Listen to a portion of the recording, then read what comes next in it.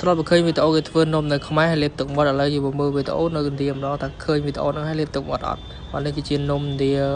នំគេហៅនំស្អីគេទេខ្ញុំមិនស្គាល់ឈ្មោះទេប៉ុន្តែខ្ញុំបានសាកហើយនំនេះការធ្វើរបស់គេគឺទៅទៀតនឹងបាញ់ឆៅដែរបាទគឺគេដាក់មកគេដាក់ជាមួយទៅនឹងមានខ្លាញ់មានអីមានគេដាក់លើខ្ទះដាក់ម្សៅដាក់អីដាក់ជ្រោយដាក់អីតំណងរបស់គេហើយមើលទៅមកគេរឿងតំណងដែរហើយដាច់មែនតើគឺសម្បូរអ្នកទិញហើយការរៀបដាក់ហើយទៅមកគេមានគ្រឿងមកគេដាក់នឹងស្អីខ្លះទេគឺមានដូចជាដលងមានអីគេសបល់ចូលគ្នាមានអីប៉ុន្តែវាឆ្ងាញ់គឺមកប្រទេសគឺអត់ដល់3000ទេមើលទៅក៏តំណងដែរបាទឡើងលឿងបាទហើយគេមានរោយជាមួយនឹងខ្ទឹមក្រហមចំពោះទឹកជ្រលក់របស់គេមានអាទឹកពណ៌សហ្នឹងគឺវារសជាតិប្រៃហឹល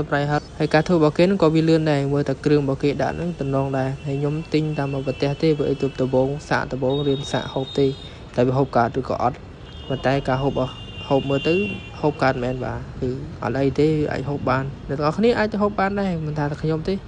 ខ្ញុំអាចនិយាយថាហូបបានបើសិនបើនៅចិត្តវិញក្លិនវាឈ្ងុយអត់តបានហូបទេប៉ុន្តែវាឈ្ងុយ